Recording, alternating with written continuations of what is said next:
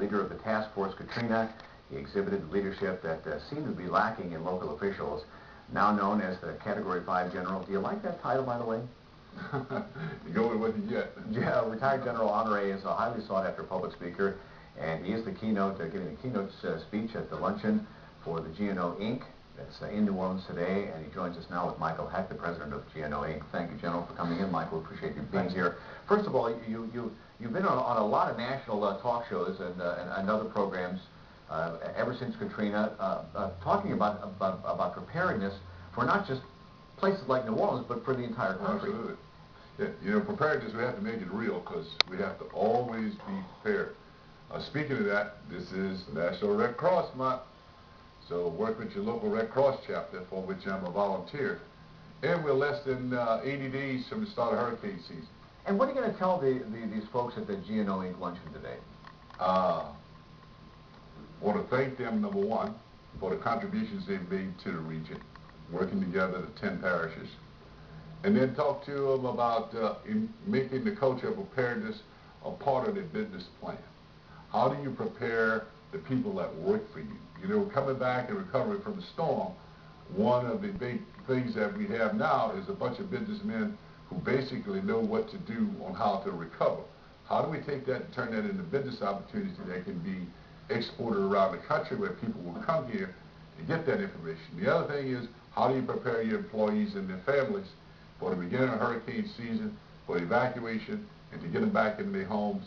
And how do we create what we might call in the Army a battle book for business? You know, there were some great success stories in the city, businesses that never closed. Yeah. And those that came back and ramped right back up to full capacity within days and weeks. Those are stories that need to be told, need to be captured. And the CNO is the type of organization that can bridge public and private sector, and with a great group of businessmen and concerned people who can make that happen. Yeah, you know, right after the storm, and I think you directed it to reporters when you said, are you guys stuck on stupid? Sometimes it does seem that we are stuck on stupid in many ways. Well, I think when you look at it in perspective now, the city went through a very traumatic thing that affected all generations that were living here, from little kids to the elderly. And it's taken a while to get the legs back under folks, to get things in balance, and to get the federal funds that were promised. And the people that are here, they want to be here. And I think they want this city to come back stronger. How do you pull that together and get everybody moving in the same direction is still a challenge, is my perception. And Michael, is that what you think people like General Honore and others who were here in the aftermath and have been away for a lot and then come back and see, do we see a lot of change? Well, I think that we have seen some change, but it's going to start accelerating right now. Why is that? Well, I think there's a natural 3-year delay between a disaster and between the change really beginning to become apparent. In New York City after 9/11, it really took 3 years there as well for the insurance issues to be worked out, the contracts to be let, the bureaucracy to filter through, and even the emotional healing to occur. So I think here, 3 years after Katrina, we're really at that point. We're almost like a roller coaster.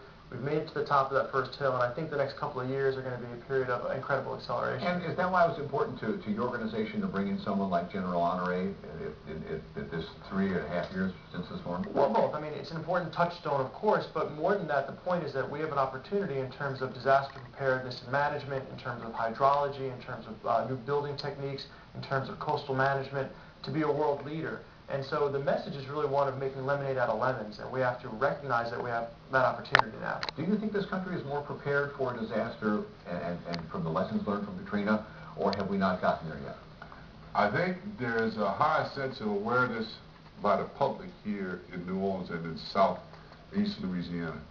I think the government is better. But by and large, the public around the country, many of them tell me when they go and speak to, well, that won't happen here. We're better than that.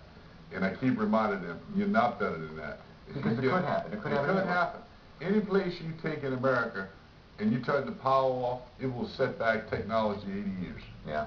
And we did see a much better response during Gustav. Absolutely. And so some lessons were learned. Lessons were learned. People got the word, because it's only when the public make a cultural shift. I mean, this becomes a part of your your annual life cycle. Come in the hurricane season, you get the 3-day supply of food and water, you update your evacuation plan, you figure out who's going to keep the dogs, you go through the battle drill of emptying the refrigerator, and you get out of town. And are tickets still available for your event today? If people come to the door, it's at 11:30 at the Hilton Riverside. We actually are close to capacity, 600 people, but we'd love to invite some more folks in. And by the way, did you guys call each other to wear the same suit today?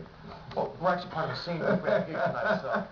All right, thank you very much. Once again, General Russell Honore will be the keynote speaker at the GNO Inc.'s annual luncheon meeting today, starting at 11:30 at the Hilton New Orleans Riverside Hotel. The cost is $50 per person for lunch. If you'd like more information, you can call the number on the screen, 527-6939.